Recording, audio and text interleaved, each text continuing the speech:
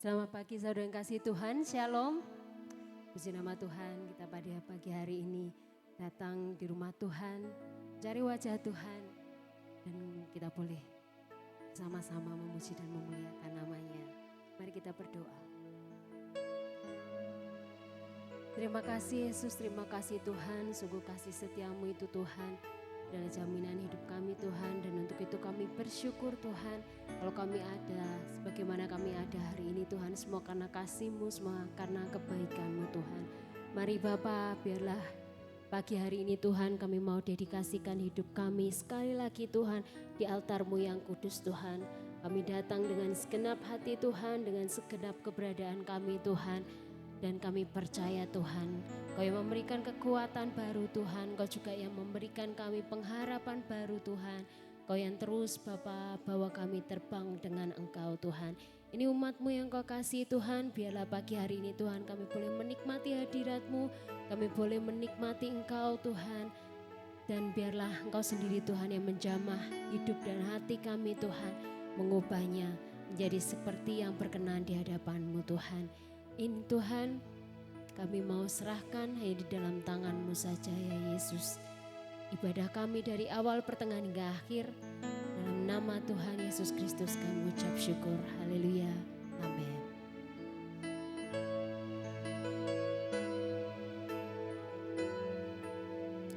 Mari kita mau mengucap syukur.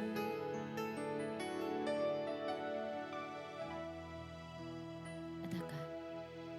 Selain Kau tiada yang lain ada padaku di surga. Selain Kau tiada yang lain yang ku ingini di bumi, yang ku ingini di bumi. Sekalipun dagingku dan hatiku habis lenyap, gunung batuku dan bagianku tetaplah Allah selama-lamanya.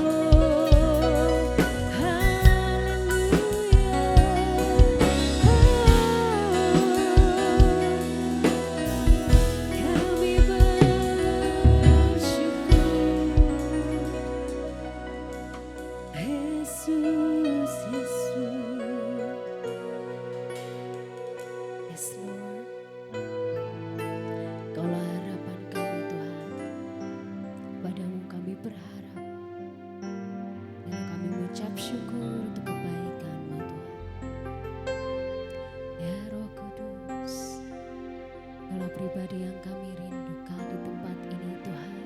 Biar Engkau menguasai lagi dan lagi atmosfer tempat ini. Biarlah dipenuhi dengan kekudusan yang daripada Engkau Tuhan.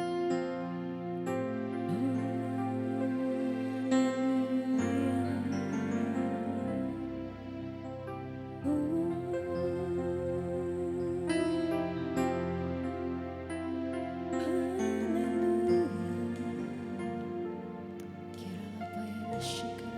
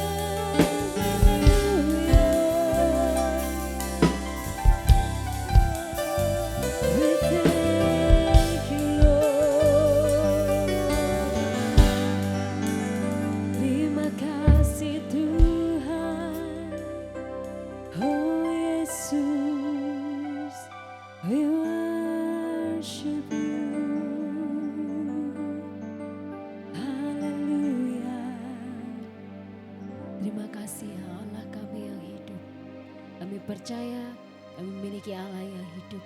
Raja yang mulia itu ada di tengah-tengah kami. Untuk itu kami mau bersuka cita lebih dari apapun juga karena kami memiliki Engkau, pengharapan dan hidup yang ada di tengah-tengah kami. Terima kasih Yesus.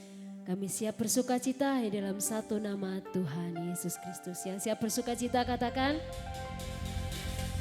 Shalom. Puji nama Tuhan. Siapa bersuka cita pada pagi hari ini, lambaikan tanganmu. Haleluya. Coba berikan salam kanan kiri muka belakang, katakan Shalom. Mari bersuka cita dalam Tuhan. Amin.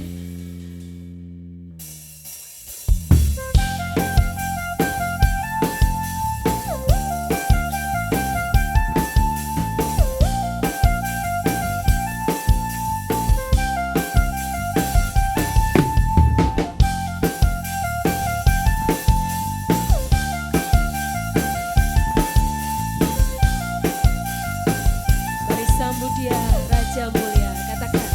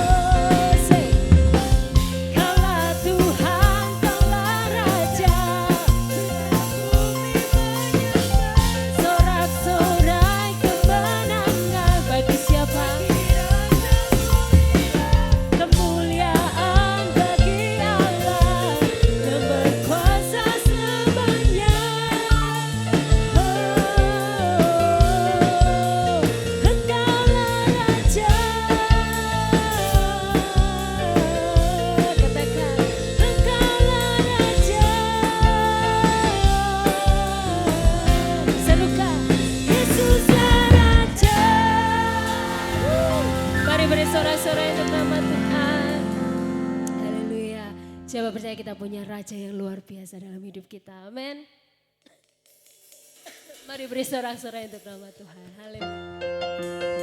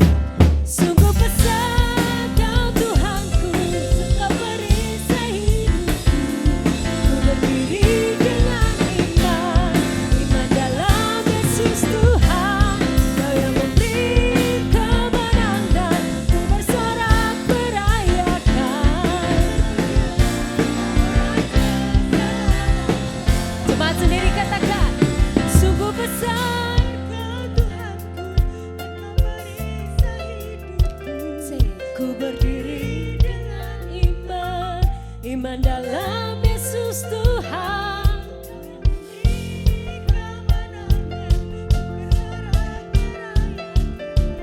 Terpujilah Engkau Raja segala raja.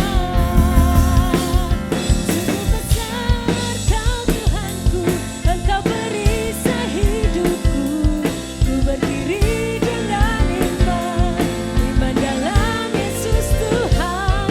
Kau yang memberi kemenangan, ku bersorak merayakan. Terpujilah Engkau Raja segala raja. Terpujilah Engkau Raja segala raja. Terpujilah Engkau Raja segala raja.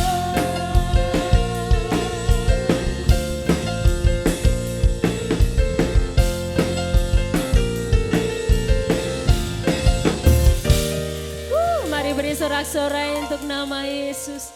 Siapa nama Raja mulia kita? Sekali aja namun kita mau serukan namanya ya. Siapa nama Raja mulia kita? Yesus.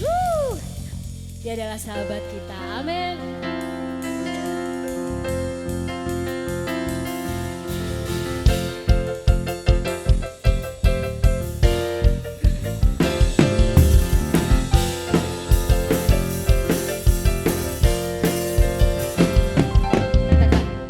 Hidup yang kupilih membuatku berarti, karena Yesus Tuhan tempatku percaya dan berharap. Ku buka mataku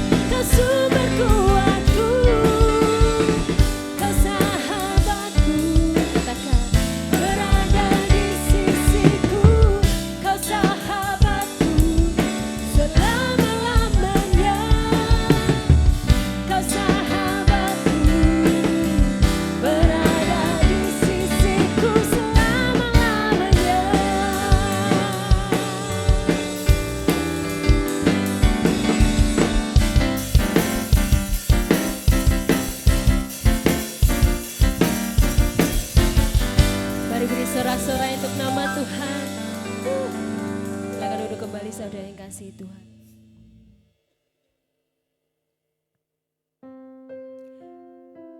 Mari kita banyak mengucap syukur karena itu Dia Tuhan yang luar biasa dalam hidup kita.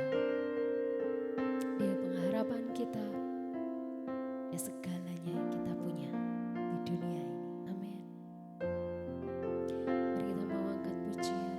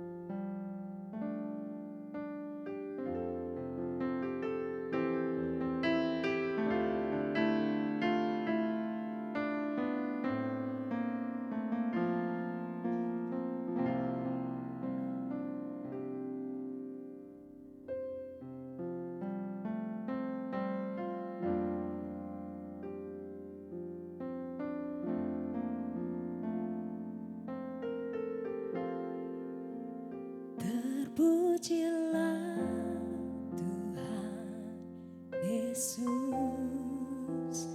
ditinggikan di atas pujian. Dari dalam lubuk hatiku, ku sujud dan berterima kasih.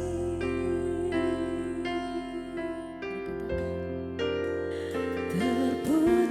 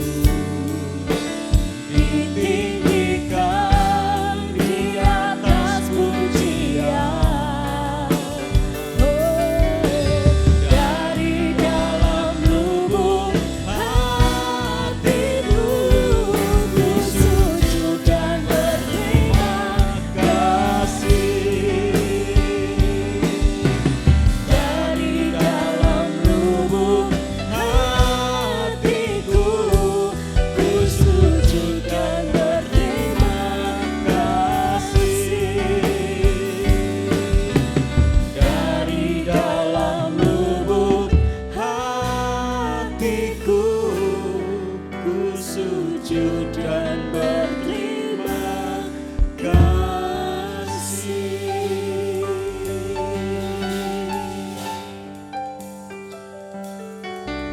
Bersyukur buat pagi hari ini Tuhan, bersyukur buat anugerah dan kesetiaan-Mu dalam hidup kami Tuhan. Bersyukur Tuhan kehadiran-Mu tengah-tengah umat-Mu pada pagi hari ini Tuhan. Bersyukur Bapa buat kesempatan yang begitu istimewa boleh kami terima menjadi hamba-Mu untuk melayani pekerjaan-Mu tempat ini ya Bapa. Bersyukur kami boleh memberikan hidup kami Tuhan di altar-Mu yang kudus. Pujian penyembahan syukur yang kami naikkan di hadapan-Mu Bapa. Biarlah sebagai dupa persembahan yang hidup yang kudus dan berkenan kepada-Mu Bapa. Kami percaya Tuhan pagi hari ini Tuhan, Kau ada di tengah-tengah kami Tuhan. Kau memberkati umat-Mu pagi hari ini Tuhan. Kau melawat umat-Mu pagi hari ini Bapa. Kau menyembuhkan umat-Mu pagi hari ini Bapa. Terima kasih Bapa, terima kasih buat hadirat-Mu Tuhan. Terima kasih buat kehadiran-Mu pagi hari ini Tuhan menjamah setiap kami Bapa. Kami menyediakan tanah hati kami Bapa sebagai tanah yang subur Tuhan. Supaya benih firman-Mu yang kami dengar pagi hari Tuhan boleh tertanam dalam hati kami Bapa dan bertumbuh dan berbuah lebat ya Bapa untuk kemuliaan nama-Mu Bapa. Tuhan terima kasih buat pagi hari ini Tuhan. Kau sampaikan isi hati-Mu melalui firman-Mu Bapa. Sampaikan apa yang jadi maksud-Mu Tuhan dalam kehidupan kami Bapa. Supaya kehidupan kami Tuhan kami mengerti jalan-jalan-Mu Bapa. Supaya kami mengerti rencana-Mu Bapa. Supaya hidup kami Tuhan terarah Tuhan. Supaya hidup kami Tuhan tetap fokus hanya kepada Engkau Bapa. Karena Kau sudah memahkotai kami dengan kemuliaan dan kehormatan Bapa. Tuhan terima kasih Tuhan buat pagi hari ini Bapa. Biarlah segala kemuliaan, pujian, hormat, syukur hanya bagi nama-Mu Bapa. Dan kami siap Tuhan mendengar firman-Mu. Tuhan urapi kami, hamba-Mu, urapi juga setiap kami semua yang mendengar sabda firman-Mu. Segala kemuliaan hanya bagi nama-Mu. Di dalam satu nama Tuhan, Yesus Kristus, mari semua yang siap menerima firman Tuhan bersama-sama mengatakan, amin. Shalom Bapak Ibu, saudara Tuhan. Bagaimana kabarnya? Tentunya luar biasa. Sudah diberkati pagi hari ini. Amin, luar biasa. Terima kasih buat tim profetik yang melayani kita pada pagi hari ini. Saya percaya bahwa Tuhan hadir di tengah-tengah kita dan Tuhan sudah mempersiapkan sesuatu yang menjadi berkat bagi setiap kita pagi hari ini. Dan saya percaya bahwa apa yang sudah disampaikan, firman yang sudah keluar dari mulut Allah tidak pernah kembali dengan sia-sia. Amin saudara. Pagi hari ini saya akan sampaikan tema yang berbicara mengenai glory and honor. Ya, kemuliaan dan hormat. Coba PowerPoint-nya disiapkan.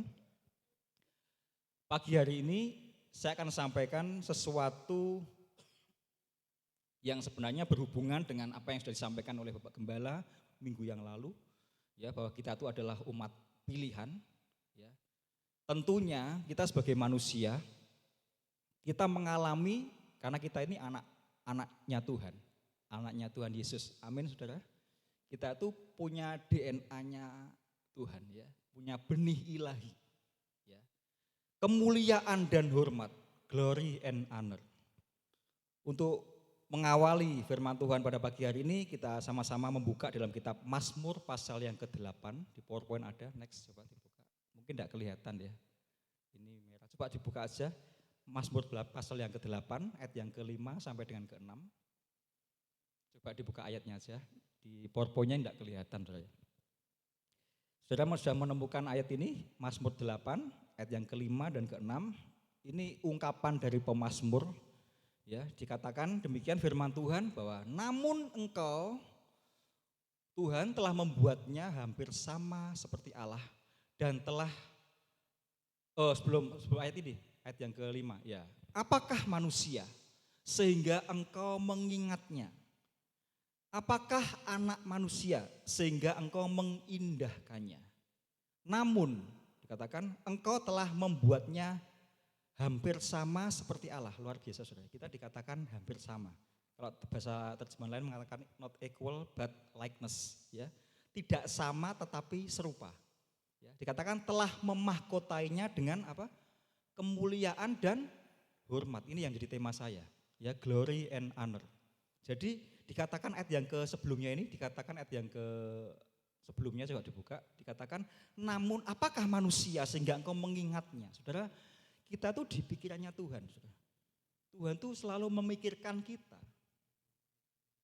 Dikatakan anak manusia sehingga engkau mengindahkannya. Mengindahkannya itu mengunjungi. Kalau kitab Ayub ya, kitab Ayub pasalnya yang coba buka kitab Ayub pasal yang ke-7. Ayub 7 ayat yang ke-17. Dikatakan demikian, apakah gerangan manusia sehingga dia kau anggap agung dan kau perhatikan dan kau datangi setiap pagi dan kau uji setiap saat. Saudara, dikatakan apa toh arti terjemahnya ini gini, apakah istimewanya manusia sehingga Tuhan itu begitu menganggap mulia, begitu menganggap agung. Kalau Mazmur tadi katakan selalu diingat Tuhan. Hidup kita tuh selalu diingat, di dalam ada pujian gini, ku di tanganmu, ku di hatimu, ku di pikiranmu, di rencanamu, tak pernah ku sendiri. Ku di tanganmu, hidup kita tuh di tangannya Tuhan, selalu diingat sama Tuhan. Pemazmur tadi katakan selalu engkau mengindahkannya, mengunjungi setiap waktu. Sayangnya kita yang tidak sadar bahwa setiap hari itu Tuhan selalu memperhatikan kehidupan kita. Kita merasa mana toh berkat Tuhan. Saudara bisa bersuka cita di tengah-tengah dunia yang carut marut ini, itu berkat Tuhan. Saudara, saudara bisa hadir di tempat ini, saudara sehat, mengangkat tangan. Di tempat lain mungkin di yang lainnya mungkin tidak bisa mengangkat tangan, mungkin kena asam urat. Ya kita bisa mengangkat tangan, kita bisa mungkin melompat, menari, itu bukti bahwa itu berkat Tuhan. Kadang kita menganalogikan berkat itu sekedar hanya kita enggak punya uang apa enggak, apakah dompet saya tebel apa enggak itu saudara. Seringkali konotasinya itu selalu uang. Padahal kita bernafas itu juga berkat Tuhan. Ya, dikatakan coba kembali ke kitab Mazmur tadi. Kemuliaan dan hormat dikatakan engkau telah memahkotai. Jadi kita tuh dimahkotai. Ya, kita tuh manusia yang mulia, manusia yang derajatnya lebih dari ciptaan yang lainnya, saudara. Kemuliaan dan hormat, glory and honor. Ya, jadi saya katakan kemuliaan dan hormat itu sangat paralel, sejajar. Orang yang dipenuhi kemuliaan hidupnya pasti terhormat, saudara.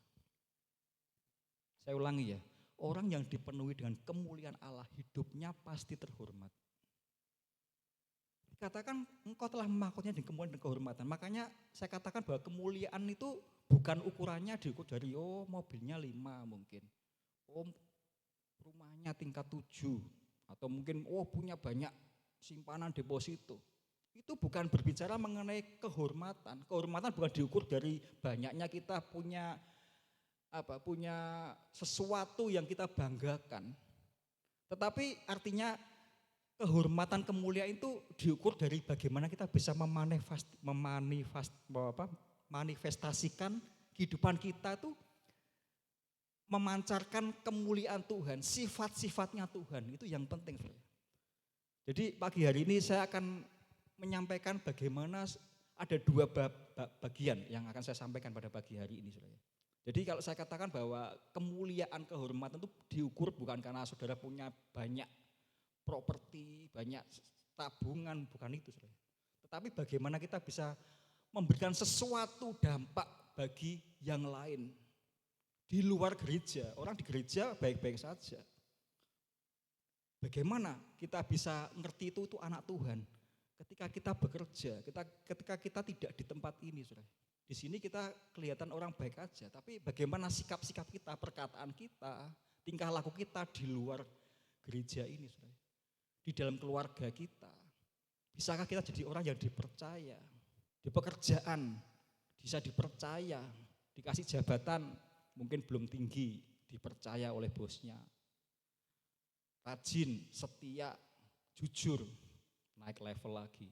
Itu artinya yang saya katakan bahwa itulah kemuliaan Tuhan harus bisa dirasakan oleh di mana kita berada. Makanya tadi dikatakan ayat yang luar biasa, engkau telah memahkotainya dengan kemuliaan dan hormat. Jadi kemuliaan dan hormat itu sangat paralel, sangat sejajar. Saudara. Orang yang dipenuhi dengan kemuliaan pasti hidupnya akan terhormat.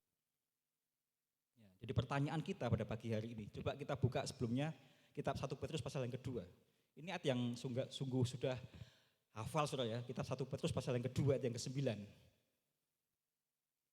soalnya PowerPoint-nya enggak jelas mungkin ya. Coba ada di PowerPoint itu ya. 1 Petrus 2:9. Tetapi kamulah bangsa yang apa Saudara? Terpilih, imamat yang rajani, bangsa yang kudus. Apalagi umat kepunyaan Allah sendiri. Supaya kamu apa ini? Tujuannya apa? Kita memberitakan perbuatan-perbuatan itu artinya kita menjadi saksi, menyaksikan Kristus di tengah-tengah dunia ini. Perbuatan-perbuatan yang besar dari Dia yang telah memanggil kamu keluar dari kegelapan kepada terangnya yang ajaib. Sebenarnya ini tujuan ilahi, tujuan Tuhan supaya kita tuh berdampak, Saudara. Kalau boleh saya terjemahkan, saya dapat sesuatu tentang kemuliaan, Saudara. Ada PowerPoint-nya, coba Chris buka PowerPoint-nya tadi. Soal kemuliaan. Kemuliaan itu artinya itu kabot, ya bobot, nilai, bobot ilahi. Next, coba buka next. Ini agak macet. Terus, ya ini. Kemuliaan itu artinya doksa, bahasa Yunaninya. Kabot, bahasa Ibraninya. Berat, kualitas Tuhan. Kalau boleh saya terjemahkan sistem kehidupan kerajaan. Kalau orang Jawa itu kan seringkali kalau cari mantu itu kan mesti istilah bobot, bibit dan bebet. Nah, tidak tahu istilahnya bobotnya gimana. Orang kan mesti lihat, kadang kita kan nggak ingin anak kita sembarangan dikawinkan dengan orang yang sembarangan dan nggak jelas. Sama, Tuhan tuh menilai kita tuh, mari kita milikilah kita hidup dalam sistem kehidupan kerajaan Allah. Sudah tahu sifat-sifat Allah kan paling kasih, yang sudah tahu kasih, kemurahan, kebaikan, kesetiaan, kejujuran, apalagi perkataan yang membangun. Itu saya berbicara mengenai bobot nilai ilahi, bobot ilahi. Jadi kalau sudah tepuk tangan, saudara menari, lompat-lompat, itu bukan kemuliaan diukur bukan dari itu. Saudara mungkin pandai nyanyinya jago, main musiknya jago. Saya katakan itu tidak dinilai dari kemuliaan, tidak dinilai dari itu. Saudara. Ya, tetapi bagaimana kehidupan kita di luar gereja ini yang akan menentukan kita mengalami kemuliaan dan kehormatan itu. Saudara. Ya, kalau sudah lihat di PowerPoint ini sistem kehidupan kerajaan Allah. Sudahkah kita manifestasikan dalam kehidupan kita, Saudara? Ya. Pertanyaan kita saat ini gini, Saudara. Bagaimana kualitas saya di luar gereja? Ini menjadi pertanyaan saya waktu membaca ini, waktu saya merenungkan dari Mazmur pasal yang ke-8 ini, saya merenungkan bagaimana ya sikap saya selama ini di dalam keluarga, di dalam pekerjaan saya. Apakah saya jadi orang yang bisa dipercaya? Apakah saya bisa jadi orang yang bisa diandalkan, punya tanggung jawab? Nah, ini penting, Saudara. Ya, apakah saya suka seringkali menunda? Apakah saya suka berbohong? Apakah saya masih berkhianat atau tidak setia? Saudara, saya katakan bahwa orang yang tidak hidupnya excellent itu bukan orang yang dipenuhi oleh kemuliaan Tuhan. Saudara lihat contohnya di Alkitab Daniel. Bagaimana Daniel dalam 3 periode raja itu selalu jadi orang penting. Saudara. Mulai zaman Nebukadnezar, Raja Darius, satunya raja siapa itu? Raja Persia yang satunya itu. Dia dalam 3 kerajaan dia jadikan orang yang artinya orang kepercayaan. Yang notabene Daniel ini bukan orang Persia. Tapi dia dipercaya karena dia sikapnya excellent, karena dia hidupnya takut akan Tuhan. Jadi kemuliaan itu diperoleh dari mana? Kemuliaan Tuhan diperoleh dari orang yang hidupnya takut kepada Tuhan. Fear of God. Kalau saya katakan dari renungan saya pagi hari ini, tanda orang yang berkualitas itu hidupnya mahal. Saudara. Saya ulangi, saudara. Tanda orang yang hidupnya berkualitas itu hidupnya mahal. Tidak bisa dibeli dengan uang. Sekarang ini banyak, kalau saudara perhatikan mengikuti media massa, di televisi, KPK itu berkali-kali menangkap orang-orang yang dipercaya jabatannya tinggi. Ya, tiba-tiba loh orang ini terkenal loh kok langsung masuk ke KPK. Artinya tidak bisa dipercaya. Jadi saya katakan bahwa harga diri itu bukanlah ditentukan oleh jabatan atau gaji. Saudara. Gaji boleh besar, Tapi bagaimana kita menjalankan pekerjaan kita itu dengan dedikasi dan kejujuran. Ini yang saya katakan kita mengalami kemuliaan Tuhan. Harga diri bukan diukur dari jabatanku sudah mungkin eselon 3, 4 dan sebagainya. Atau mungkin di dalam pemerintahan atau di dalam pekerjaan, mungkin di sekolah, aku sudah jadi kepala sekolah atau mungkin di tempat yang lainnya. Tetapi harga diri itu diukur dari bagaimana dedikasi kita, pengabdian kita, kejujuran kita kepada atasan kita. Coba satu buka, saya tunjukkan satu ayat dalam Amsal 22. Saudara. Amsal pasal yang ke-22 ayat yang pertama. Saya ingat ayat ini. Saudara. Coba PowerPoint-nya. Enggak ada ya PowerPoint ya. Ada enggak itu? Next, Pak. Oh enggak ada. Belum, enggak ada. Coba buka di Alkitab ya. Amsal 22 ayat pertama. Dikatakan nama baik, Amsal 22 ayat 1 ayat pertama. Nama baik lebih berharga daripada apa, Saudara? Kekayaan besar. Dikasih orang lebih baik daripada perak dan emas. Jadi nama baik. Ayo Saudara, dikasih Tuhan, jemaat Betani Tuban, jadilah orang-orang yang memiliki nama baik di luaran sana. Bagaimana kesetiaanmu, bagaimana kualitas kehidupan keluarga kita. Ya, 2 minggu yang lalu saya khotbah mengenai tahan uji. Saya contohkan perempuan Syro-Fenisia. Ya, dicatat di Alkitab bahwa dia itu punya kebutuhan sebenarnya. Kebutuhan yang mendesak. Kenapa? Anaknya kerasukan setan. Tapi di suatu ketika dia berjumpa dengan Tuhan Yesus dan rombongannya, seolah-olah Tuhan Yesus itu diam aja, cuek. Wis orang badai kalau bahasa Tubannya karepmu gitu ya. EGP gitu ya, Saudara ya. Tetapi sikap perempuan Syro-Fenisia ini gimana? Dia enggak, aduh Tuhan Yesus kok menengai, wis aku tak pulang, wis no hope. Enggak, tapi dia terus mengejar Tuhan. Dia katakan, Tuhan, anak Daud kasihanilah aku, Tuhan kasihanilah aku. Seolah-olah tanda petik Tuhan itu diam aja. Tuhan enggak memperhatikan perempuan Syro-Fenisia. Tetapi karena ketahanan imannya, perempuan ini bukan orang Yahudi, bukan orang percaya, bukan orang Israel, Saudara. Orang Syro-Fenisia, orang Yunani. Tapi karena dia ketekunannya, kegigihannya, dia mau supaya kebutuhannya dijawab oleh Tuhan Yesus, dia sampai tersungkur kepada kaki Tuhan Yesus. Bahkan Tuhan mengatakan tidak patut aku memberikan roti kepada anjing. Itu kan kata-kata yang sangat menyakitkan. Saudara.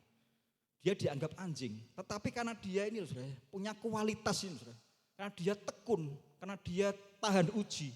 Sampai akhirnya dikatakan, Tuhan Yesus katakan, karena imanmu maka anakmu sembuh. Satu contoh persoalan bagaimana ketika kita mungkin di luaran sana kita enggak dianggap orang, kita enggak diremehkan orang, kita enggak dianggap biasa. Saudara, orang dunia itu kan lihatnya orang ini dudukannya tinggi, baru dihormati. Orang ini punya ini, dihormati, disungkani. Saudara. Kalau saudara mungkin biasa-biasa aja, orang mungkin akan menganggap saudara meremehkan, mungkin menutup sebelah mata. Oh, sopo itu biasa. Apalagi yang pernah kaya bangkrut, saudara. Mungkin sudah ditinggal sama teman-temannya, enggak dianggap. Itu biasa saudara bagi dunia. Saudara. Ya, makanya ada quote ya, dikatakan a man with integrity is the same man at home, at work and at church. Ya, seseorang yang berintegritas itu adalah seorang yang sama di rumah, yang sama di pekerjaan, yang sama di gereja. Saudara di rumah sama di gereja harusnya sama sikapnya. Perkataannya harusnya sama. Itu orang yang berintegritas, orang yang punya sesuatu yang enggak pakai topeng, enggak ditutupi. Di pekerjaan sama. Ada orang katakan, di kerjaan bencekno, di kerjaan senengane bojoan lah, kok di gereja kok ngelayani, atau mungkin waduh gayanya kayak sok suci, sok rohani gitu. Artinya itu enggak berintegritas saudara ya. Mari pada pagi hari ini apa yang saya sampaikan, jadilah orang yang punya integritas, yang tahan uji tadi saudara. Ya, orang yang sama, baik di gereja, di rumah, di pelayanan, dimanapun orang yang sama saudara. Saudara suka memberi, bukan hanya karena di gereja memberi, tapi di mana di keluaran saudara pelit sekali. Ya. Saya tunjukkan satu ayat, 1 Yohanes pasal yang kedua. ayat yang ke-16. 1 Yohanes pasal yang kedua ayat yang ke-16 dikatakan. 1 Yohanes 2 ayat 16. Sebab semua yang ada di dalam dunia ini yaitu keinginan daging, keinginan mata, keangkuhan hidup, dikatakan bukanlah berasal dari Bapa, melainkan dari dunia. Saudara, kita saat ini ada di tengah-tengah dunia yang sangat bahaya. Saudara. Kalau saudara baca kitab 2 Timotius pasal yang ketiga, 2 minggu yang lalu saya sampaikan mengenai kondisi keadaan manusia di akhir zaman. Itu sama yang kita sedang hadapi hari-hari ini. Saudara. Makanya Alkitab itu hidup, Alkitab itu bukan logos tapi rema, sesuatu yang bisa hidup. Bukan masa lalu, tapi juga masa kini. Saudara. Makanya Tuhan katakan Alfa dan Omega, yang awal dan yang nantinya yang akhir. Firman itu demikian, saudara. Firman itu bukan sesuatu, oh itu kan dulu, sekarang enggak relevan. Makanya di ajaran sekarang ini Kristen progresif itu kan mengatakan bahwa Alkitab itu bisa salah. Alkitab kok dikatakan bisa salah, saudara. Tergantung kondisi. Itu kan sudah menyesatkan, saudara. Oleh sebab itu mari, saudara, dari ayat ini dikatakan semua yang ada di dalam dunia, keinginan daging ini kan seringkali daging ini kan melawan roh kita. Benar enggak, saudara? Pengennya doa tapi kok kondisinya ngantuk. Apalagi pengennya kok memberi tapi kok ingat aduh kebutuhan kok akeh ya. Kita menunda untuk memberi sesuatu kepada Tuhan. Keangkuhan hidup, tonggoku kok duwe iki, aku ya harus punya. Temanku kok cepat punya ini, aku ya harus punya. Dengan menghalalkan segala cara, wis pokoknya aku pada. Supaya aku dilihat orang. Lah ini saya katakan tadi, harga diri tadi itu gengsi, saudara. Ya, bukan lagi menjadi kebutuhan tapi menjadi keinginan. Manusia tuh keinginannya tuh enggak bisa dikendalikan tuh. Makanya saya punya ilustrasi, saudara. Kalau sudah lihat pacuan kuda, besar mana sudah jokinya sama kudanya? Tidak ada pacuan kuda tuh besar jokinya daripada kudanya. Kuda itu gambaran daging kita tuh, keinginan kita tuh. Kuda itu kan besar, kuat. Jokinya kecil. Ya sama gambaran roh kita tuh kan enggak kelihatan kecil, saudara. Kita harus bisa mengendalikan. Seperti kuda tadi loh, kuda itu keinginan kita. Keinginan daging kita tuh sangat besar, sangat kuat, sangat liar. Kalau enggak dikendalikan oleh jokinya itu, kuda itu akan lari sembarangan, makanya dikasih kekang. Sama dengan kehidupan kita, kalau kita enggak punya kekuatan untuk bisa menguasai daging kita, apalagi kalau kita sudah punya sesuatu, punya uang, mau apa aja bisa, itu bahaya, saudara. Makanya keinginan mata, keinginan dagung, keangkuhan itu bukan berasal dari Bapa, tapi dari dunia. Oleh sebab itu jangan kembali ke Mesir. Ingat bangsa Israel, dia punya mentalitas kenikmatan di Mesir. Aduh, dia mengeluh kepada Musa, buat apa aku harus ke padang gurun ini? Kok jauh-jauh beribadah? Enak di Mesir ada banyak makanan yang limpah. Loh, saudara, padahal di Mesir itu dia dalam kondisi diperbudak, saudara. Tetapi dia mentalitas bangsa Israel itu apa? Dia ingin kembali ke kenikmatan yang secara daging. Makanya dia, wes buat apa toh Musa kok jauh-jauh datang ke tempat ini? Mana? Makanan yang enak tuh mana? Sampai dikatakan Alkitab sampai bosan dengan mana. Tuhan kirimkan apa? Burung puyuh. Tuhan kirimkan daging. Sampai Alkitab catat bahwa bangsa Israel sampai muntah-muntah, saudara. Orang kalau muntah itu kan, kalau sudah nek itu kan kalau sudah kebanyakan, saudara. Sampai dikatakan punya nafsu yang rakus bangsa Israel. Karena apa? Tuhan kasih, oh kamu pengen itu toh daging, dikasih burung puyuh, dikasih mana setiap hari. Sampai bangsa Israel bilang sampai dikatakan sampai muntah karena punya nafsu yang rakus. Begitu juga dalam soal ibadah, saudara. Berbicara mengenai soal ibadah, jangan punya mentalitas, kalau saya katakan mentalitas konsumen, saudara. Ya, datang ke ibadah itu kadang-kadang kita milih, saudara. Mungkin kalau di kota kecil tidak seberapa, kalau di kota besar kita kadang-kadang milih, oh enak mana, oh itu aja di gereja aja lah, tidak lama kok ibadahnya, oh enak tempat duduknya kursinya empuk. Nah, itu kan mentalitas konsumen. Kita datang beribadah itu punya mental yang kita memberi sesuatu kepada Tuhan. Jangan kita Oh nyaman lah di sini, AC-nya banyak, enak. Mentalitasnya itu saudara. Makanya saya katakan pembunuh iman itu apa saudara? Kenyamanan. Hati-hati dengan kenyamanan kita, itu akan membunuh iman kita saudara. Orang yang nyaman itu bahaya saudara. Makanya Tuhan selalu berikan kita sesuatu masalah, supaya kita terus fokusnya kepada Tuhan. Baru seperti bangsa Israel kan, baru dia menerima mujizat. Di tengah-tengah perjalanannya dia mengeluh. Di tengah-tengah perjalanannya dia istilahnya memberontak. Ya, dia bersungut-sungut sampai Alkitab katakan sebagian besar bangsa Israel mati dipagut oleh ular di padang gurun. Karena apa? Bersungut-sungut. Hati-hati dengan perkataan kita, saudara. Makanya apa toh? Pertanyaannya apa toh yang kita cari dalam ibadah itu, saudara?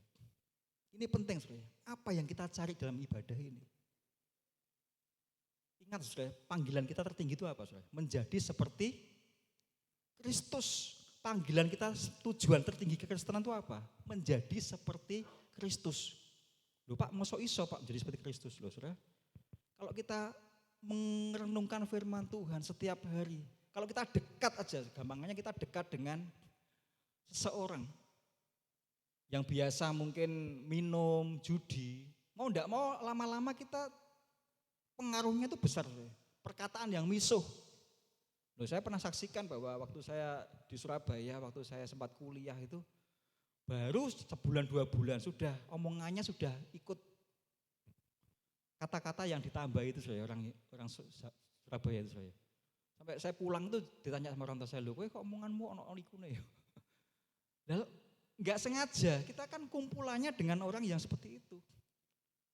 Loh, orang yang kumpul dengan orang yang masih merokok aja, baunya aja pulang rumah nempel. Bajunya tuh nempel bau, saudara. Loh, kok bau asap padahal enggak rokok. Saudara coba di mobil aja lah. Orang yang mobilnya orang yang rokokan pasti bau, saudara. Meskipun dibuka jendelanya, pasti bekasnya itu pasti bau, saudara. Makanya menjadi seperti Kristus itu adalah tujuan tertinggi kekristenan. Yang setuju katakan amin, saudara. Saya tunjukkan satu ayat, Yohanes 17 ayat 3. Yohanes 17 ayat yang ketiga. Injil Yohanes pasal yang 17 ayat yang ketiga. Dikatakan, inilah hidup yang kekal. Injil Yohanes pasal yang 17 ayat yang ketiga. Yohanes 17 ayat ketiga. Inilah hidup yang kekal.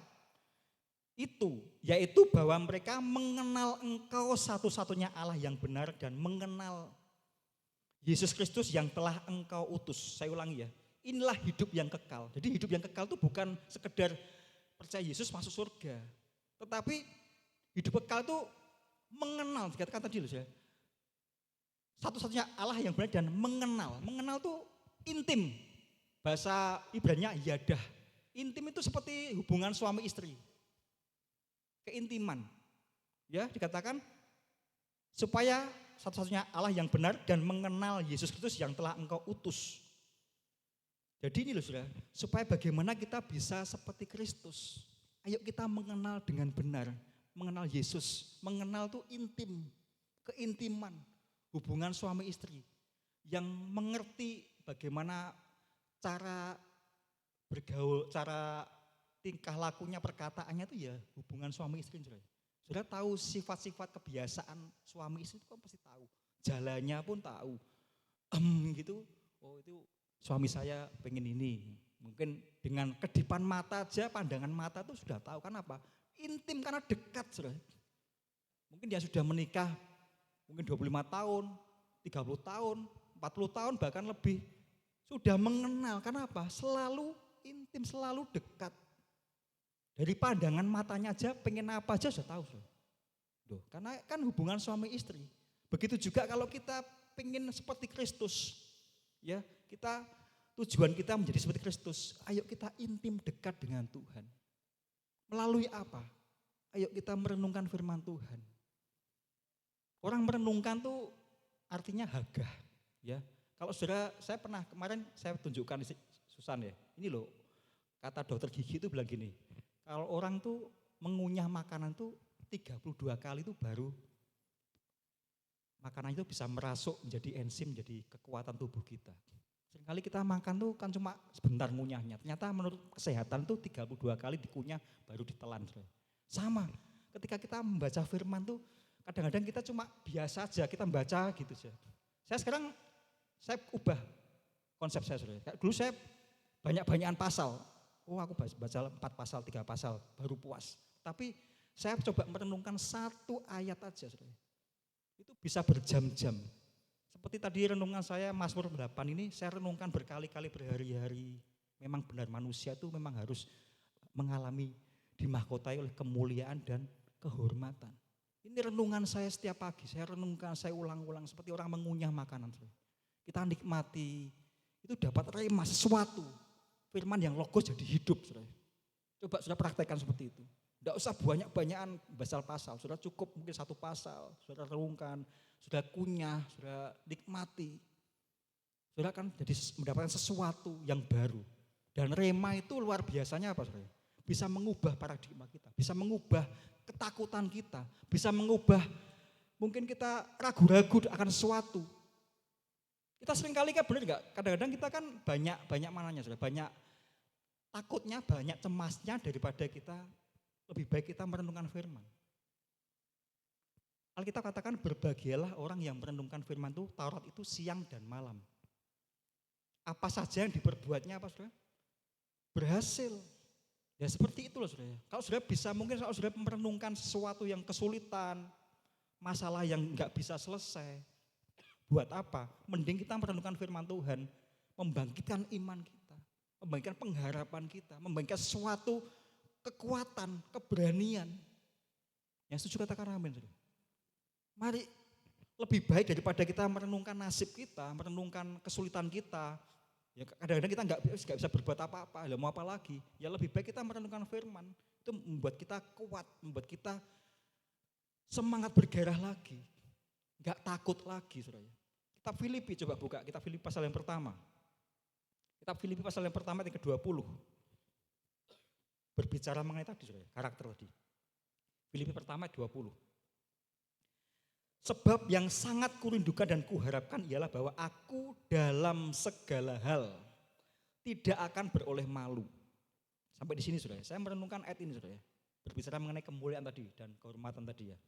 Sebab yang sangat kurindukan ini kata-kata Rasul Paulus dikatakan dan kuharapkan, Rasul Paulus mengatakan gini, aku rindu dan berharap supaya aku dalam segala hal. Dalam segala hal ini dalam pekerjaanmu, dalam pelayananmu, dalam keluargamu, di dalam apapun juga tidak akan beroleh malu. Malu maksudnya apa saudara? Kita malu karena kita mungkin tidak hidup di dalam standar tadi, sistem kerajaan Allah tadi. Yang harusnya kita hidup di situ. Rasa malu karena kita korupsi, rasa malu karena kita berzina, rasa malu karena kita mungkin bercerai, rasa malu karena kita menipu orang. Itu rasa malu. Melainkan dikatakan seperti sedia kala awal. Seperti sedia kala, demikian pun sekarang Kristus telah nyata. Dimuliakan di dalam tubuhku, baik oleh hidupku maupun oleh matiku. Sedia kala, sebab saya garis bawahi, seperti sedia kala. Saya merenungkan dari 1 ayat ini saudara. Gak usah malu, kalau kita malu berarti kita ada dalam sistem kerajaan, bukan kerajaan Allah.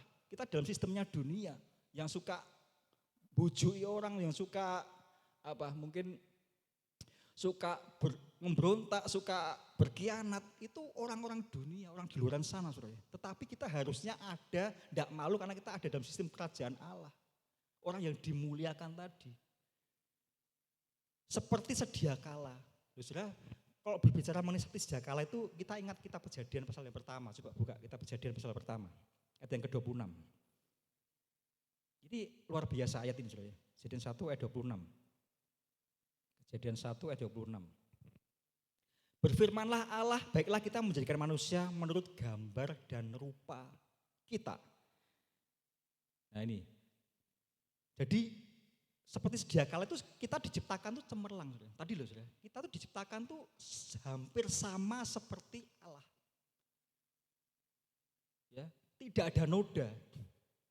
Makanya dikatakan ayat yang kejadian tadi ini supaya mereka berkuasa atas apa? Ikan di laut, atas burung-burung di udara, ternak seluruh bumi dan atas segala binatang melata yang merayap di bumi. Berkuasa ini bukan berbicara mengenai menguasai.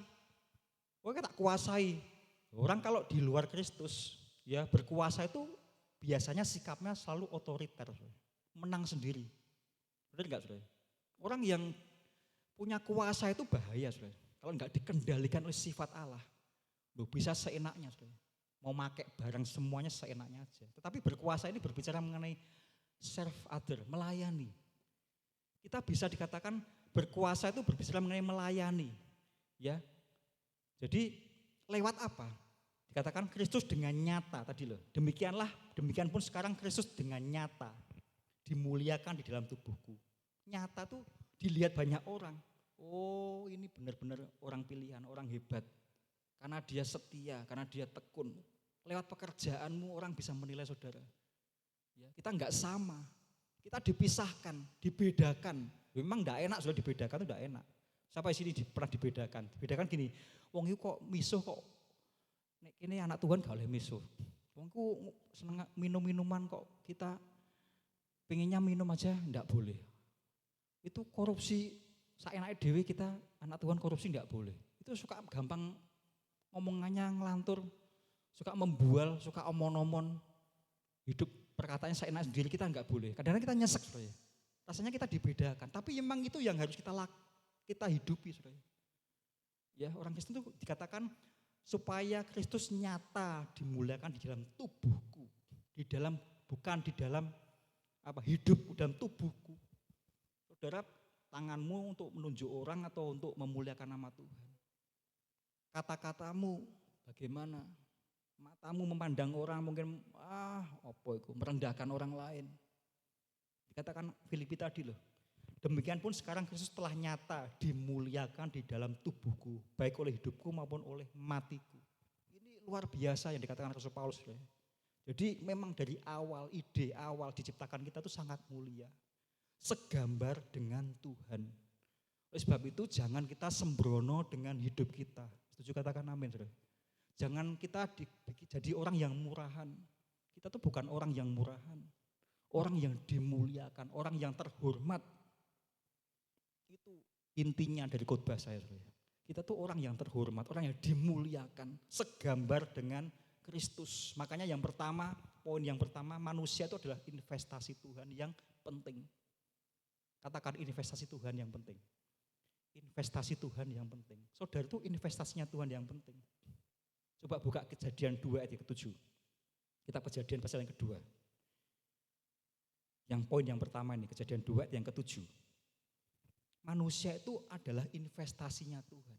Tuhan berinvest bukan barang-barang mungkin lewat gedung ini enggak, Saudara. Lewat mungkin apa aja enggak, tapi lewat kita ini, darah dan daging ini, lewat manusia. Coba dikatakan apa ayat ini? Ketika itulah Allah membentuk manusia itu dari debu tanah. Dan menghembuskan nafas hidup ke dalam hidungnya. Demikianlah manusia itu menjadi makhluk yang hidup. Loh, Saudara, kalau saya baca Kejadian 2 ayat 7 ini, kita tuh makhluk yang rapuh, Saudara. Benar enggak? Loh, rapuhnya apa? Loh, kita tuh dari apa, Saudara? Dikatakan tanah. Loh, Saudara, kalau mungkin gosok-gosok tangan Saudara keluar enggak bolotnya? Kalau sudah mandi enggak, tapi mungkin kalau sudah gosok itu kan mesti ada sedikit keluar seperti tanah. Kalau bahasanya daki itu bolot ya. Ya, itu kan artinya kita tuh dari tanah, kita tuh rapuh. Ya, manusia tuh rapuh, Saudara. Ya, dari debu tanah. Tetapi dikatakan tapi Tuhan menghembuskan nafas hidup. Ya, ini yang dikatakan zoe tadi loh, hidup.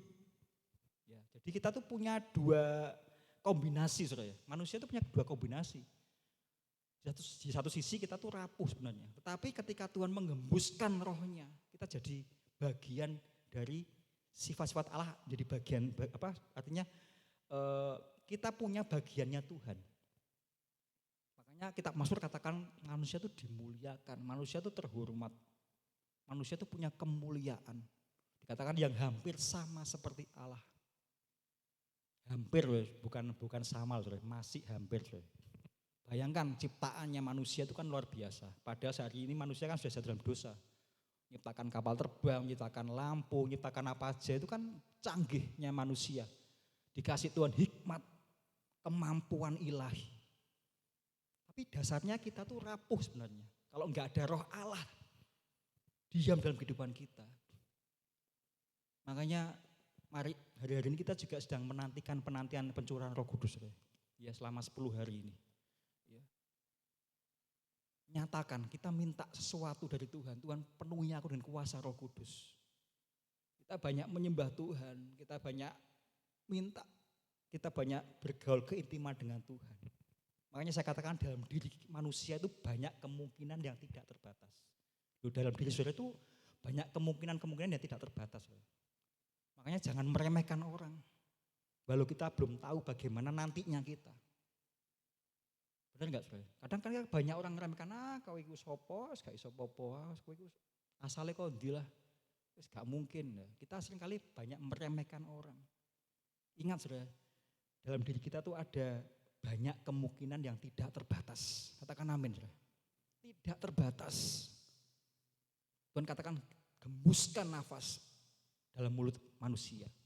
Makanya saya katakan kemuliaan itu membuat kita apa? Berharga.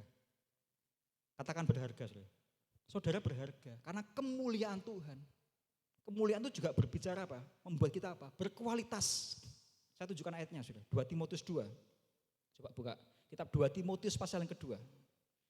2 Timotius pasal yang kedua. Ayat yang ke-20. 2 Timotius 2:20 sampai 21. Dikatakan firman Tuhan, dalam rumah yang besar bukan hanya terdapat perabot dari emas dan perak, melainkan juga dari kayu dan tanah. Yang pertama dipakai untuk maksud yang mulia, yang terakhir untuk maksud yang kurang mulia. Jika seorang menyucikan dirinya dari hal-hal yang jahat, ia akan menjadi perabot rumah untuk maksud yang mulia. Ia dikuduskan, dipandang layak untuk dipakai tuannya dan disediakan untuk setiap pekerjaan yang mulia. Ini nasihatnya ayat 22. Sebab itu jauhilah nafsu orang muda. Kejarlah apa saudara? Keadilan, kesetiaan, apalagi kasih, damai bersama-sama dengan mereka yang berseru kepada Tuhan dengan hati yang murni. Saudara, kayak saya katakan berkualitas, berharga. Orang kalau punya sesuatu tuh yang berkualitas, berharga itu tidak sembarangan. Saudara punya sesuatu mungkin sepatu atau mungkin barang-barang yang berharga. Tidak mungkin ditinggal di luaran sana, di depan rumah. Atau bebas kita mau kasihkan siapa aja, enggak. Kita akan simpan. Ya berharga kok dikatakan tadi, rumah yang besar bukan hanya terdapat perabotan yang dari emas, tapi juga dari kayu yang kurang mulia. Yang emas, orang kalau nyimpan emas itu pasti yang orang lain tidak tahu. Yang tahu hanya pemiliknya aja. Secara rahasia. Makanya kita tuh berharga, saudara. Jangan hidup sembarangan. Jadi orang yang kemuliaan itu akan membuat kita berharga, berkualitas. Mobil Rolls Royce tuh, saudara tahu mobil Rolls Royce ya. Itu kan handmade tuh ya. Belinya tergantung pesanan, saudara. Bukan sembarangan, bukan diproduksi massal.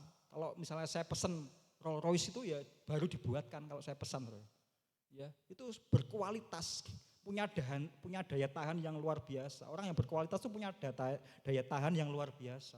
Seperti perempuan Sirofenisia tadi, daya tahannya kuat karena dia punya kualitas, punya kemuliaan Tuhan. Meskipun dia bukan orang Yunani, bukan orang Yahudi, saudara.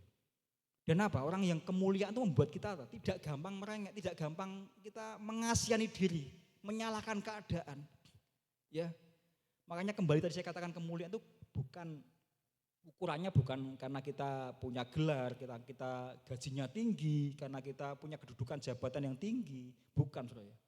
Ya, di dalam Tuhan kita tuh mulia, saudara. Di dalam Tuhan kita tuh mulia dan berharga. Jadi yang pertama yang saya katakan tadi, pertama manusia itu adalah investasinya Tuhan yang sangat penting. Catat baik-baik saudara, kita tuh investasinya Tuhan yang sangat penting, yang sangat mulia. Jangan disia-siakan hidup kita itu saudara. Makanya kalau kehidupan tidak dipenuhi dengan kemuliaan Tuhan, hidup kita tuh sepertinya kosong. Seperti tadi tuh, manusia menjadi debu tanah. Kosong tidak ada apa-apanya, tapi ketika Tuhan menghembuskan nafas, ada sesuatu yang luar biasa, zoe, ada sesuatu yang hidup, ya, yang bernilai. Ya, makanya Tuhan katakan manusia itu diciptakan menurut gambar dan rupa supaya berkuasa. Itu yang pertama, Saudara.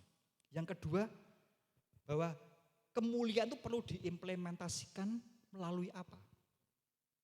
Tadi sudah saya singgung sedikit, Saudara. Coba kita buka Roma pasal 12. Roma pasal yang ke-12 ayat yang pertama.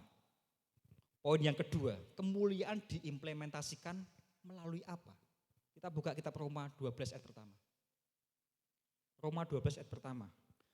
Dikatakan, karena itu saudara-saudara, demi kemurahan Allah, aku menasihatkan kamu supaya kamu apa? Mempersembahkan tubuhmu, bukan hidupmu, mempersembahkan tubuhmu sebagai persembahan yang hidup. Tubuh kita tuh ketika dikuasai oleh kemuliaan Tuhan tuh hidup. Yang kudus dan yang berkenan pada Allah, itu adalah ibadahmu yang sejati. Tubuh ini tempat kemuliaan Tuhan, saudara. Bukan hidup, dikatakan mempersembahkan tubuhmu. Tubuh kita itu tempat kemuliaan Tuhan. Tubuh kita termasuk tangan kita, kaki kita, telinga, mulut. Dibuat apa mata kita? Dibuat telinga itu dibuat untuk apa? Mendengar hal-hal yang baik atau hoak? Tangan itu untuk menunjuk-nunjuk, untuk ngamplengi bojo atau suami atau istri atau anak dikamplengi, atau kaki kita menendang-nendang, itu untuk apa? Dikatakan persembahkanlah tubuhmu.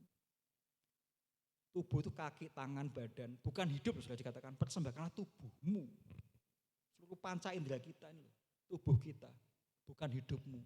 Sebagai persembahan yang hidup, tangan kita untuk pemuliaan Tuhan, untuk mengangkat tangan, untuk menyembah, untuk worship dengan Tuhan. Untuk ibadah kepada Tuhan, intim dengan Tuhan. Yang kudus, tangan kita, anggota tubuh kita itu dipisahkan. Bukan untuk hal-hal yang tidak berguna, seperti rumah tadi itu. Ada perabotan yang mulia dan yang tidak mulia, yang berharga dan yang tidak berharga. Oleh sebab itu, mari kita perlu yang namanya kekudusan. Dari poin yang kedua ini, kemuliaan diimplementasikan melalui apa? Melalui tubuh kita. Kudus, hagios, dipisahkan, dikhususkan untuk Tuhan. Satu ayat, saya tunjukkan Ulangan 10 ayat 12. Ulangan pasal yang ke-10 ayat 12. Kita buka Ulangan pasal yang ke-10 ayat 12. Ulangan 10 ayat 12. Maka sekarang hai orang Israel, apakah yang dimintakan daripadamu oleh Tuhan Allahmu selain dari takut akan Tuhan Allahmu? Hidup menurut segala jalan yang ditunjukkannya. Dengan cara apa? Mengasihi Dia, beribadah kepada Tuhan Allahmu dengan segenap hatimu dan dengan segenap jiwamu. Saya dapatkan terjemahan sehari-hari gini, sekarang saudara-saudara perhatikanlah apa yang dituntut Tuhan Allahmu. Sepertinya Tuhan itu menuntut kita, saudara. Dikatakan perhatikanlah apa yang dituntut Tuhan Allahmu dari kamu. Kalau saudara punya terjemahan bahasa Indonesia masa kini itu terjemahnya gini, hormatilah Tuhan Allahmu dan lakukanlah segala perintahnya. Cintailah Dia dan beribadahlah kepadanya dengan seluruh jiwa ragamu. Ini berbicara mengenai integritas utuh jiwa dan raga. Seringkali kita, mata kita, tubuh kita ada di gereja, tapi pikiran kita tidak di sini, saudara. Ya, seperti bahasa Yesaya katakan, bangsa ini memuliakan aku dengan bibirnya, tapi sebenarnya hatinya jauh daripadaku. Jangan sampai kita dikatakan seperti Yesaya tadi itu. Bangsa ini memuliakan aku dengan bibirnya, tapi sebenarnya hatinya jauh daripadaku. Tetapi dikatakan tadi seluruh jiwa ragamu, cintai Tuhan dengan seluruh jiwa ragamu. Beribadahlah dengan takut akan Tuhan. Perhatikanlah apa yang dituntut Tuhan Allahmu. Sepertinya Tuhan menuntut kita, saudara. Kita dituntut itu artinya Tuhan sedang memposisikan dirinya sebagai raja. Kita kan ada dalam sistem kerajaan Allah. Tuhan berhak menuntut kita. Menuntut apa? Dikatakan hormati Tuhan Allahmu, lakukan dengan setia perintahnya, cintai Dia, beribadah dengan seluruh jiwa ragamu. Utuh, tak terpecah, integral. Ya, tidak bisa dipisahkan. Ya, integrasi utuh. Jiwa, pikiran, kehendak, hati semua itu utuh. Jangan sampai pikiran kita melayang di mana-mana, jangan tubuh kita beribadah. Sepertinya kita melihat ke depan, tapi sebenarnya pikiran dan hati kita memikirkan masalah kita, saudara. Itu bukan yang namanya seluruh jiwa ragamu, saudara. Makanya saya katakan mengasihi Tuhan itu harus bulat dan utuh. Tujuh, katakan amin. Harus bulat dan utuh dengan segenap hati, segenap jiwa. Banyak orang hari-hari ini stres, saudara. Banyak orang hari-hari ini mengalami stres. Kenapa, saudara? Karena mereka menganggap bahwa semua itu miliknya, kesehatan miliknya, kekayaan, aset, pekerjaan.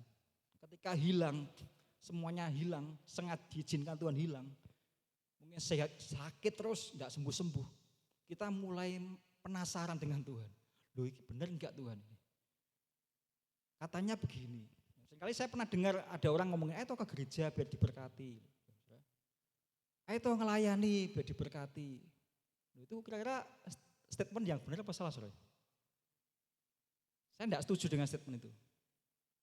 Justru kita balik, kita diberkati itu untuk melayani Tuhan. Kita diberkati karena kita di tempat ini itu karena saya diberkati, saudara. Kita sudah diberkati terlebih dahulu. Jangan kita datang gereja supaya diberkati. Kita bisa ibadah, bisa melayani itu karena kita diberkati Tuhan. Bukan sebaliknya, ayo toh melayani ben diberkati loh itu loh. Ayo toh ibadah ben diberkati loh. Saudara. Itu kan sama saja kita memposisikan Tuhan sebagai seperti gunung kawi, seperti pesugihan, saudara.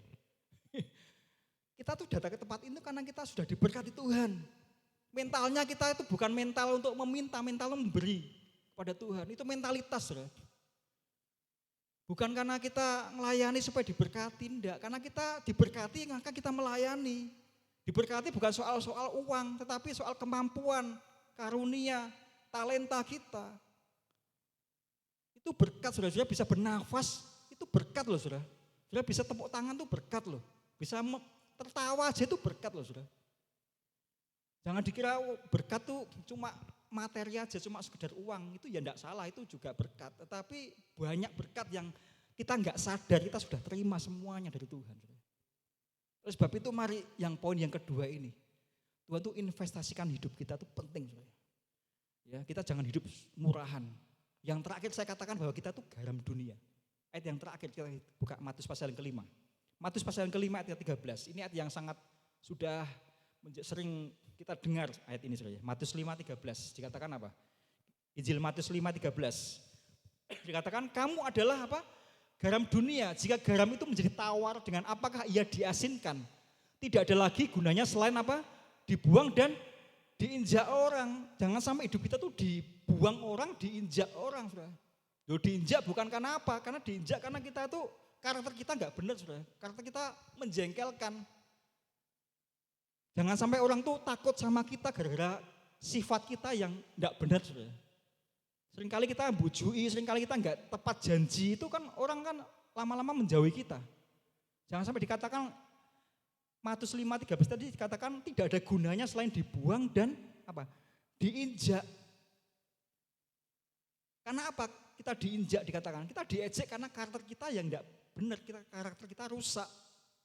Kita boleh hidup sederhana, tetapi karakter kita harus luar biasa. Itu prinsip saya. Saya boleh hidup sederhana, tapi karakter saya harus excellent. Katakan amin, saudara. Semua harus, ya. Makanya saya katakan sifat dari ayat ini saya dapatkan sesuatu juga, saudara. Sifat garam itu apa, saudara? Masakan itu kalau enggak ada garamnya gimana? Saudara pernah makan tanpa garam? Enggak enak, hambar kan? Ini benar ayat ini katakan tawar, hambar. Loh, kita tuh seperti garam. Garam tuh enggak kelihatan loh, saudara. Tetapi bisa membuat segar. Sama hidup kita tuh menyegarkan harusnya. Seperti fungsinya garam ini. Bagaimana diri kita? Apakah kita bisa menyegarkan lingkungan kita di keluarga kita sendiri yang skop kecil? Menyenangkan enggak tadi dalam keluarga kita?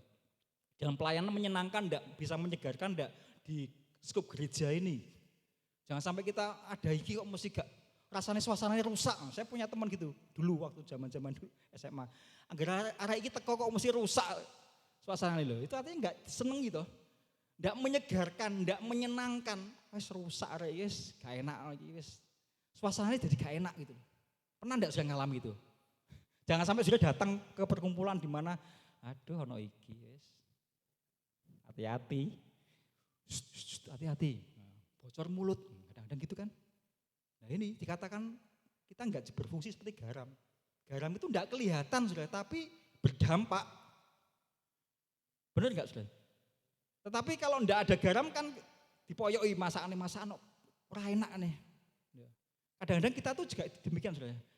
Kalau kita sudah baik, biasanya nggak dipuji, tapi kalau jelek, swalai terus.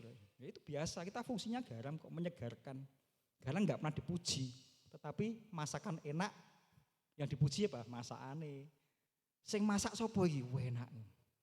Bukan garamnya, benar Tante ya, bukan garamnya. Kita tuh nggak kelihatan, tetapi harusnya berdampak. Saudara. Garam itu juga menyembuhkan.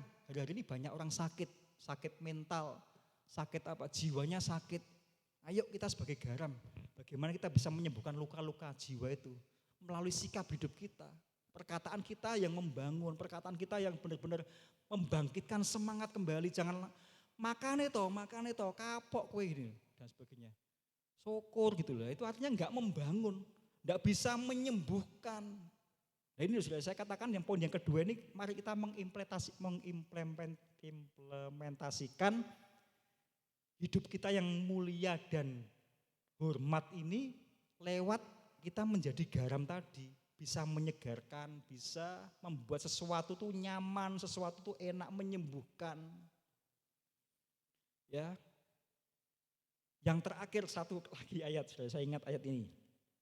Yohanes 14 ayat 15. Saya undang pemain musik, singer song leader. Yohanes pasal ke-14 ayat ke-15. Yohanes 14 ayat ke-15 dikatakan, jikalau kamu apa? Mengasihi aku loh, mana? Yohanes 14, 15. Saya undang bangkit berdiri Bapak Ibu Saudara Tuhan. Saya selesai dengan firman Tuhan pagi hari ini, kita baca bersama-sama ya. 1, 2, 3. Jikalau kamu mengasihi aku, kamu akan menuruti segala perintahku. Siapa yang sini mengasihi Tuhan? Angkat tangan. Semua mengasihi Tuhan, ayo kita turuti segala perintah Tuhan. Jadilah orang-orang yang bisa dipercaya oleh Tuhan. Kita akan mengalami kemuliaan dan kehormatan. Amin saudara. Ingat, orang yang terhormat itu pasti dimuliakan. Atau dibalik, orang yang dimuliakan itu pasti terhormat. Ya. Kasih Tuhan. Dikatakan tadi ayat ulangan tadi, kasih Tuhan Allahmu dengan segenap seluruh jiwa ragamu. Perhatikanlah apa yang dituntut Tuhan Allahmu. Ya, pagi hari ini, hari sebelum saya mengakhiri khotbah saya minta kita akan sedikit worship, saudara. Kita akan menyembah Tuhan, kita hormati Tuhan pagi hari ini. Kita percaya hidup kita itu hidup yang mahal, hidup yang sudah dibeli oleh darah Yesus di kayu salib. Ya. Mari kita berikan tubuh kita untuk kemuliaan nama Tuhan, untuk dimuliakan Tuhan. Kami yang ada di sini masuk hadirat-Mu yang suci, berhiaskan kekudusan dan jubah pujian. Kami datang melayani Sang Raja yang Maha Suci, Sang Raja yang Maha Suci, yang telah bertahta di surga, yang telah bertahta di surga. Yesus Kristus namanya. Kami yang ada di sini, kami yang ada di sini masuk hadirat-Mu yang suci, berhiaskan kekudusan, berhiaskan kekudusan dan jubah pujian. Kami datang melayani Sang Raja yang Maha Suci, yang telah bertahta di surga. Yesus Kristus namanya. Sama-sama angkat tangan, katakan Hosana. Hosana, Hosana di tempat yang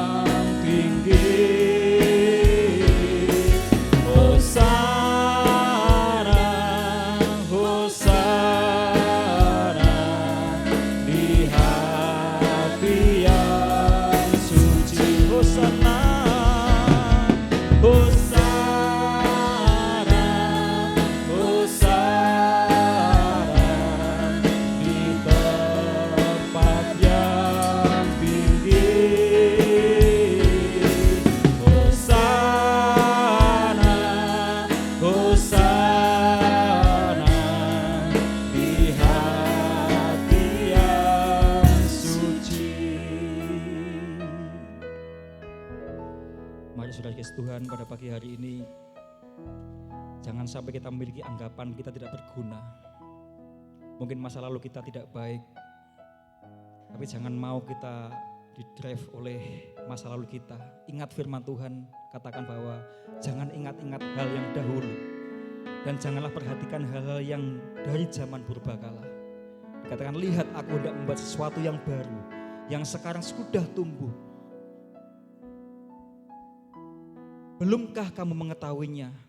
Ya, aku hendak membuat jalan di padang gurun dan sungai-sungai di padang belantara.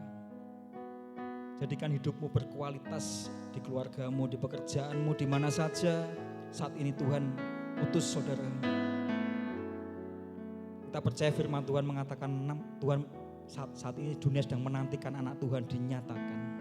Lewat kita, lewat hidup kita, nama Tuhan dimuliakan. Kita orang yang berharga, kita orang yang dimuliakan, kita orang yang terhormat. Kita dimahkotai dengan kemuliaan dan kehormatan. Biarlah pagi hari ini firman yang sederhana boleh mengingatkan kita bahwa kita itu selalu di hatinya Tuhan, selalu di pikirannya Tuhan. Tuhan nyatakan rencanamu Tuhan, rencanamu berlaku sampai hari ini. Tuhan lakukan yang terbaik, Tuhan berikan yang terbaik. Kami sekarang sadar Tuhan, bahwa kekristenan bukan kebiasaan, tetapi sesuatu yang berdampak. Kami sadar, kami mau mengaplikasikan kehidupan kami seperti garam Tuhan, yang menyenangkan, yang bisa menyembuhkan hidup kami, menyembuhkan orang lain Bapa. Kami sadar kami ada untuk mengerjakan rencanamu Tuhan yang mulia. Sehingga kemuliaan dan kehormatan itu menjadi bagian setiap kami. Terima kasih buat firman-Mu pagi hari ini Tuhan. Kami pasti diberkati Tuhan. Kami pasti diberkati oleh Tuhan. Karena berkat itu bukan upah. Tapi kami sadar kami hari ini diberkati Tuhan. Dan kami berikan berkat itu kembali itu kemuliaan nama-Mu Tuhan. Hari ini umat-Mu diberkati, umat-Mu yang lemah dikuatkan kembali, umat-Mu yang goyah ditegakkan kembali. Dan nama Tuhan dimuliakan dalam kehidupan kami. Terima kasih Tuhan Yesus, materaikan firman-Mu Bapa. Biarlah firman yang kami dengar pagi hari ini Bapa, selalu Tuhan kami ingat dan kami lakukan ya Bapa. Karena hidup kami ini berharga, hidup kami ini mulia Tuhan. Kami dimuliakan, kami dihormati Tuhan. Terima kasih Bapa, terima kasih.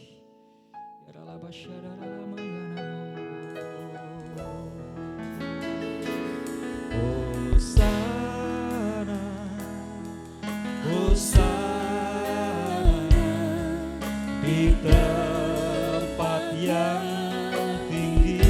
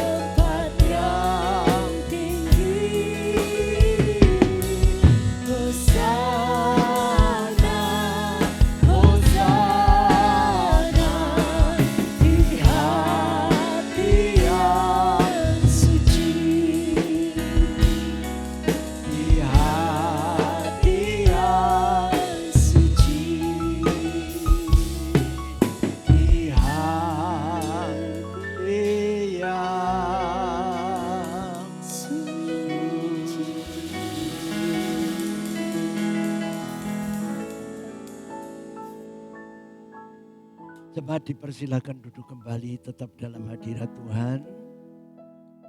Dan saudara yang dikasihi oleh Tuhan, rangkaian firman Tuhan yang telah kita terima, tentu perlu kita sadari bahwa momen seperti inilah yang merupakan ajang pelatihan kita. Kita dilatih itu tidak cukup cuman sementara waktu, tapi kita terus melatih diri agar supaya kemuliaan Tuhan dan kehormatan dari Tuhan yang sudah kita terima ini akan tetap melekat. Sehingga saudara dan saya akan menjadi sosok tidak hanya dimuliakan di dalam gereja atau dihormati di dalam gereja, tapi prakteknya adalah di luar gereja. Maka saat ini mari kita dilatih untuk belajar disiplin, tertib, ya, menghormati satu dengan yang lainnya, dan kita menjadi saluran berkat bagi orang lain. Nah, tentu ini tidak sekedar dalam gereja, tapi justru kita salurkan di luar gereja. Sehingga saudara dan saya akan tetap menjadi sosok yang dimuliakan dan yang dihormati. Ya, nah maka saya titip pesan, karena tadi Pak Katiran itu sambat, kok banyunin tak entek terus saya. Ternyata ada yang tidak tertib, saudara, tidak disiplin. Setelah di toilet, dibuka kerannya gak ditutup, sampai entek. Nah, seperti hal ini, semacam inilah yang saya katakan tampaknya sepele. Nah, kalau kita ini terus belajar tertib, belajar disiplin, belajar mengerti, ya, bahwasanya air itu meskipun ya murah saya katakan, tapi itu juga beli dengan listrik, saudara. Amin. Mari kita tunduk kepala. Bapak, kami naikkan syukur bahwasanya pelajaran yang kami terima sehingga kami terdidik dan bahkan akan terbiasa untuk kita praktekkan di rumah tangga kami masing-masing dan juga di tengah-tengah masyarakat. Kami yakin bahwa Engkau tetap Allah yang menginginkan kami dimuliakan tidak hanya di dalam gereja, dihormati tidak hanya di dalam gereja, namun kami akan dimuliakan dan dihormati di luar gereja. Bahkan kemuliaan-Mu akan makin nyata dan kami makin dihormati setiap orang, sehingga banyak orang akan datang kepadamu menerima Engkau sebagai Tuhan dan Juru Selamat kami. Engkau memberkati hamba-Mu yang telah menyampaikan isi hati-Mu. Engkau juga memberkati hidup nikahnya. Dan pakailah menjadi alat-Mu dan menjadi saluran berkat. Terima kasih. Hanya di dalam nama Tuhan Yesus Kristus. Mari masing-masing yang percaya katakan amin. Amin. Haleluya.